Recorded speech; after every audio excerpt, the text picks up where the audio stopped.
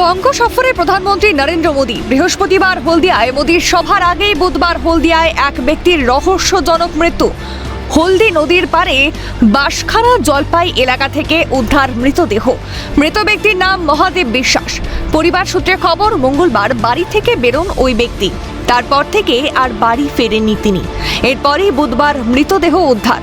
ওই ব্যক্তি বিজেপি কর্মী ছিলেন বলে দাবি বিজেপির। মৃতের পরিবারের দাবি তাকে খুন করা হয়েছে।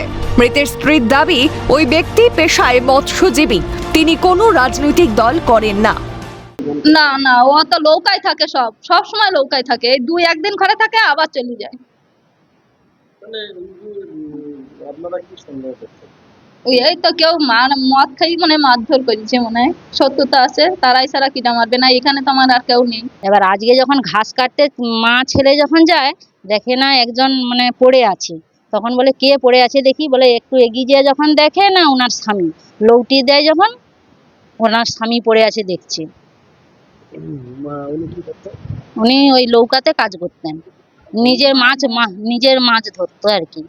উনি কি কোনো রাজনৈতিক দল করতেন? না, রাজনৈতিক দলে যাননি। বিজেপির দাবি মহাদেব বিশ্বাস বিজেপির সক্রিয় কর্মী ছিলেন, তাকে পরিকল্পিতভাবে খুন করা হয়েছে। এটা পুরোপুরি পরিকল্পিত খুন, কোনো রকম ভাবে স্বাভাবিক মৃত্যু এটা নয়। কারণ মহাদেব বিশ্বাসের বডিতে যে সমস্ত দাগ আমি নিজের চোখে এখানে এসে দেখেছি, যখন পুলিশ গাড়িতে তুলছিলেন সেখানে যেটুকু দেখেছি, এবং গলা ফুলে আছে, গলায় পেঁচানো দাগ। এ প্রসঙ্গে বিজেপি প্রার্থী দিলীপ ঘোষ বলেন, মমতা বন্দ্যোপাধ্যায়ের উত্তেজনামূলক বক্তব্যের জেরেই গুন্ডারা এ ধরনের কাজ করার সাহস পাচ্ছে। মমতা ব্যানার্জি এবং অভিষেক ব্যানার্জির যে উত্তেজনামূলক বক্তব্য, তার পরিণাম হচ্ছে সেখানে গুন্ডা মাফিয়ারা যারা ভোট করায় তারা এখন সক্রিয় আছে। তাই বিজেপি কর্মীদের উপর হামলা হচ্ছে, কেন্দ্রীয় উপর হামলা হচ্ছে, মার্ডার হচ্ছে। এর জন্য আমরা যে পুলিশে কমপ্লেন করবোই, নির্বাচন কমিশনকে শক্ত হাতে মোকাবিলা করতে হবে। তবে তৃণমূলের দাবি, মৃত ব্যক্তি পেশায় মৎস্যজীবী, বেশিরভাগ সময় বাইরে থাকতেন, তিনি কোনো রাজনৈতিক দলের সঙ্গে যুক্ত ছিলেন না।